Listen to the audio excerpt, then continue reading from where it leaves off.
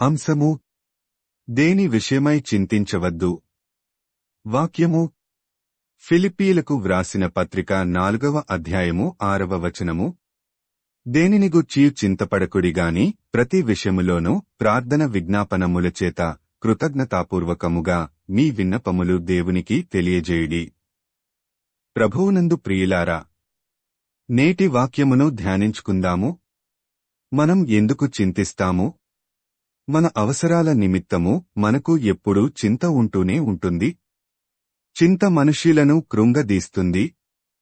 మనం సాధించుకోలేని అవసరాల గురించి చింతిస్తుంటాము. ఇల్లు కట్టుకోవాల్సిన అవసరం ఉండి సరిపడనంత ధనము లేకపోతే అది ఒక చింత అవుతుంది.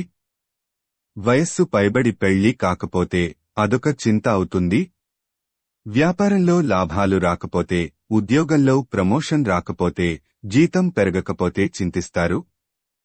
ఇలా మన శక్తికి మించిన దానికోసం చింత అనేది మనల్ని వెంబడిస్తుంది. చింత అనేది భయం వలన కలుగుతుంది. భవిష్యత్ గురించి చింతించని వారు ఎవరూ ఉండరు. రేపటిని గూర్చి చింతింపకుడి, రేపటి దినము దాని సంగతులను గూర్చి చింతించును, ఏనాటి కీడు ఆనాటికి చాలును అని మత్తయి 6:34లో యేసు ప్రభువు చెప్పాడు. ప్రతిరోజు మనకి జరిగే కీడుల గురించి చింతించడమే కాకుండా మళ్లీ భవిష్యత్ గురించి కూడా చింతిస్తుంటాము. సాతాను దగ్గర ఉన్న పెద్ద ఆయుధం భయపెట్టడం. ప్రతి ఒక్కరిని వారి భవిష్యత్తుని చూపించి భయపెడుతుంది. ఎలా బ్రతుకుతావు అని ప్రతి ఒక్కరిని నిరుత్సాహపరుస్తూ దేవునికి దూరం చేస్తుంటుంది. అందుకే ప్రతి ఒక్కరూ భవిష్యత్ గురించి చింతిస్తుంటారు. మానవులుగా మనం అనేక రకాల సమస్యలతో ప్రతిదినము చింతిస్తుంటాము. కుటుంబంలోని వ్యక్తుల గురించి, ఉద్యోగ వ్యాపారాల గురించి మనం చింతించుట వలన మనకు మనం ఏ మేలు చేసుకొనలేము. ఎవడు చింతించుట వలన తన ఎత్తు మూరెడు ఎక్కువ చేసుకోగలడు? పొట్టిగా పుట్టినవారు పొడుగు పెరగాలని చింతిస్తుంటే పొడుగు పెరగరుగదా? అంటే మనం సాధించుకోలేని దేవుని చిత్తము కాని విషయాల గురించి చింతించటం శుద్ధ దండుగా అని అర్థం.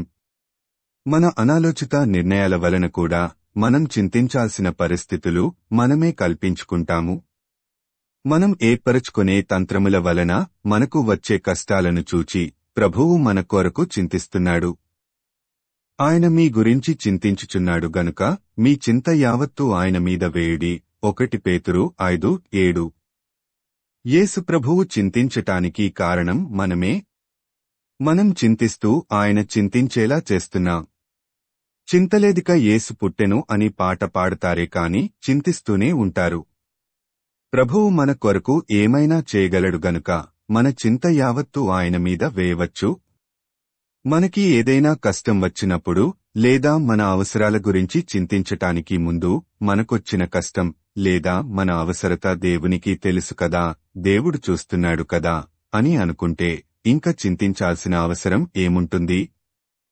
ఆహారము కంటే ప్రాణమును, వస్త్రము కంటే దేహమును గొప్పవి కావా అని మత్తయి 6:25లో యేసు ప్రభువు చెప్పాడు. ప్రాణము, దేహము ఇచ్చిన దేవుణ్ణి నమ్మకపోవడం వలన ఆహారము, వస్త్రము కోసం చింతిస్తుంటాము.